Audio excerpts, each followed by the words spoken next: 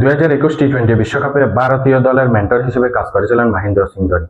এর বাইরে কোচিং এর সঙ্গে তার তেমন কোনো সম্পর্ক নেই। তবে একটা বিষয়ে সবাই একমত, ধোনির মতো তীক্ষ্ণ ক্রিকেট মস্তিষ্ক খুব কম খেলোয়াড়ই আছে।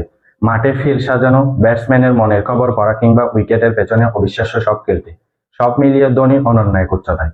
এখন পর্যন্ত একমাত্র অধিনায়ক হিসেবে ওয়ানডে ও টি-20 বিশ্বকাপের পাশাপাশি চ্যাম্পিয়ন্স ট্রফিও জিতেছেন তিনি। শুধু আন্তর্জাতিক ক্রিকেটে নয়, আইপিএলেও ধোনি কিংবদন্তি।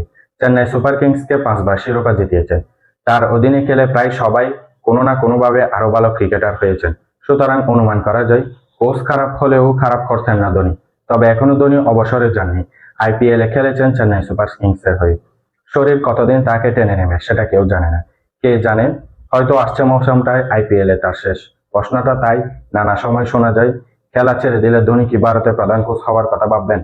সাবেক ভারতীয় ওপেনার আকাশ চোপড়ার মতে এই সম্ভাবনা একেবারেই নেই। তার মতে এটা ধোনির ধাঁচই নয়। নিজের ইউটিউব চ্যানেলে আকাশ বলেছেন, এটা বড় একটা বিষয়। আমি মনে করি ধোনির আগ্রহ আছে কোচিং। কোচিং খুব কঠিন কাজ, খেলোয়াড় থাকার মতোই ব্যস্ততা, কখনো তার চেয়েও বেশি। পরিবারকে সময় দেওয়ার ব্যাপার আছে।